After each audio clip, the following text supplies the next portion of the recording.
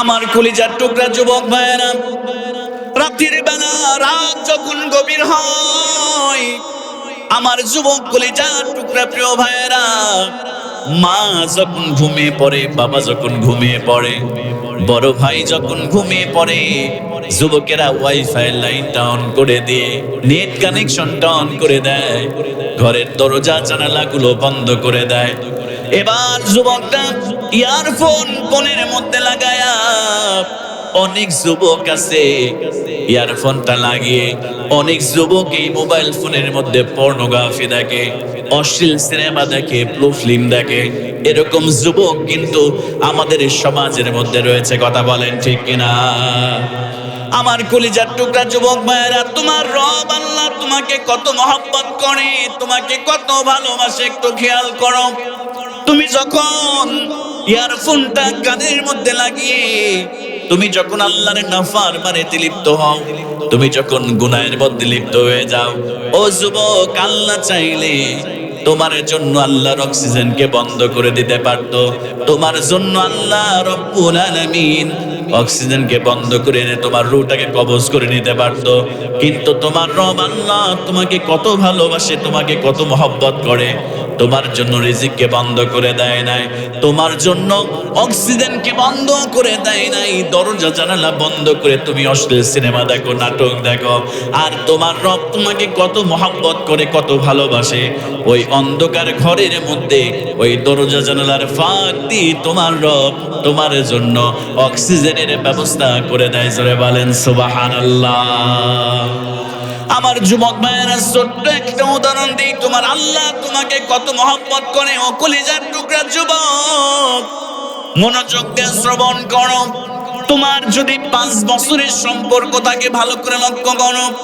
5 বছরের সম্পর্ক, ওই মেয়েটার সঙ্গে কত কথা, কত স্বপ্ন তুমি দেখেছ। মেয়েরে বলো তোমারে ছাড়া বাঁচতে পারবো না, এই জীবন শেষ হয়ে যাবে। 5 বছর তোমার হারাম সম্পর্ক হয়েছে, 4 বছর তোমার হারাম সম্পর্ক হয়েছে। আমি তোমাকে বলি রে যুবক, ভালো করে শোনো, আজকে যাওয়ার পরে তুমি তাকে ডিরেক্ট কল দেয়া বন্ধ করে দাও। 1টা মাস তুমি তাকে গিফট দেয়া বন্ধ করে দাও। 1টা মাস তুমি তাকে ঘুরতে নিয়ে যাও বন্ধ করে দাও। 1টা মাস তুমি তার সঙ্গে যোগাযোগটা একটু বিচ্ছিন্ন করে দাও। আমার যুবক মায়েরা, যে মেয়েকে ছাড়া তুমি বাঁচতে পারবে না, যে মেয়ে তোমাকে ছাড়া বাঁচতে পারবে না, তুমি 1টা মাস শুধু তাকে একটু ইগনোর করো। ওয়াল্লাহি, আল্লাহর কসম করে বলছি রে যুবক, ওই মেয়েটা তোমাকে 1 মাসের মধ্যে ভুলে গিয়ে আবার নতুন করে টাকাওয়ালা ছেলেকে দেখে আবার নতুন করে সম্পর্ক করবে। কথা বলেন ঠিক কিনা? যে মেয়ের জন্য তোমার বাবার সঙ্গে তুমি খারাপ আচরণ করো, মায়ের সঙ্গে খারাপ আচরণ করো, তোমার জীবন যৌবন যার জন্য তুমি সব দিয়ে দিয়েছ, 1টা মাস মাত্র তুমি তার সঙ্গে যোগাযোগ করো নাই, তোমার সঙ্গে আর ব্রেকআপ করবে, তোমার সাথে সম্পর্ক রাখবে না। যুবক, একবার মনোযোগ দেবার বাড়ায় দাও। তুমি আল্লাহ রাব্বুল আলামিনের ঘরে মসজিদের মধ্যে 5 ওয়াক্ত আযান হয়ে যায়, মুয়াজ্জিন তোমাকে ডাকে, হাইয়া আলাস সালাম, হাইয়া আলাল ফালাহ। মুয়াজ্জিন তোমাকে নামাজের জন্য ডাকে, মুয়াজ্জিন তোমারে কল্যাণের জন্য ডাকে রে যুবক। একজন ছোট্ট বাচ্চার নামাজ ফরজ হয় 7 বছর থেকে, নামাজের তাকিদ দেওয়ার ব্যাপারে রাসূল বলেছে। 10 বছর যখন যুবকের হয়ে যায়, তাকে প্রহার করার কথা হাদিসের মধ্যে আল্লাহ রাসূল সাল্লাল্লাহু আলাইহি ওয়াসাল্লাম বলেছে।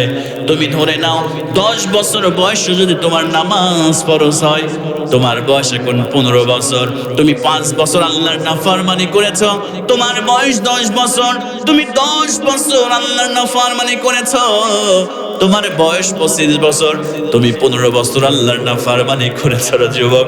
তোমার বয়স 30 বছর, তুমি 20 বছর আল্লাহর নাফরমানি করেছো। প্রত্যেকটা দিনে 1বার নয়, 2বার নয়, তোমার আল্লাহ তোমাকে 5 বার মসজিদে ডাকে নামাজের জন্য। তুমি 20 বছর, 30 বছর, 25 বছর ধরে ডাক শুনো আল্লাহর, তুমি আল্লাহর ডাকে সাড়া দাও না রে যুবক। তুমি মসজিদে আসো না, আল্লাহর কদমে তুমি সিজদা দিয়ে লুটিয়ে পড়ো না।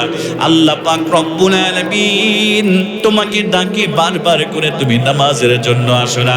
আরে যে মেয়েকে তুমি 5 বছর ভালোবাসলা, ওই মেয়ের সঙ্গে একটা মাস তুমি দেখা করো নাই, একটা মাস তুমি তাকে ঘুরতে নিয়ে যাও নাই, তুমি তাকে রেস্টুরেন্টে নিয়ে যাও নাই, তুমি তাকে ঘুরতে নিয়ে যাও নাই, বেড়াতে নিয়ে যাও নাই। তোমার সঙ্গে ব্রেকআপ করে অন্য ছেলের সঙ্গে সম্পর্ক করবে। আর তুমি 5 বছর, 10 বছর, 15 বছর, 20 বছর, 30 বছর তোমার আল্লাহ 5 বার তোমাকে মসজিদে ডাকে নামাজের জন্য, সেজদা দেওয়ার জন্য। তুমি এতদিন ধরে আল্লাহর কদমে সেজদা দাও না, আল্লাহর ডাকে সাড়া দাও না। যুবক রে, আল্লাহ চাইলেই তোমাকে শাস্তি দিয়ে পাকড়াও করতে পারতো, আল্লাহ চাইলে তোমার রিজিককে বন্ধ করতে পারতো, আল্লাহ চাইলে তোমাকে এই জমিনের মধ্যে লাঞ্ছিত করতে পারতো। কিন্তু আল্লাহ রব্বুল আলামিন তোমাকে লাঞ্ছিত করে নাই, তোমার রিজিককে বন্ধ করে নাই।